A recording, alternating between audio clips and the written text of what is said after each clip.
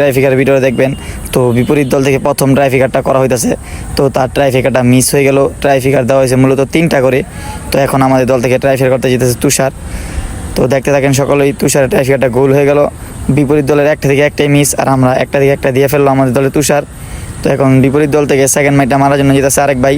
তো তার ট্রাইফিকারটাও মিস হয়ে গেল। এখন আমাদের দল থেকে যদি আমরা ট্রাইফিকারটা গোল দিতে পারি তাহলে আমরা আজকে ফাইনাল ম্যাচটা জিতে যাব।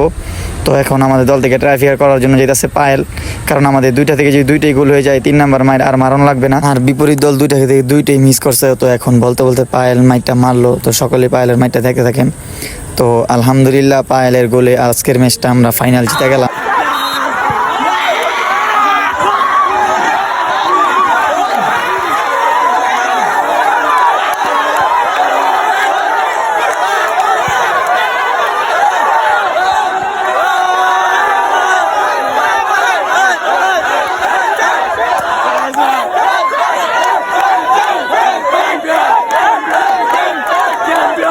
আলহামদুলিল্লাহ, আল্লাহর অশেষ রহমতে আমরা আজকে ফতুল্লাহ আলীগঞ্জে ফাইনাল ম্যাচ পর্যন্ত উইন হতে পারলাম।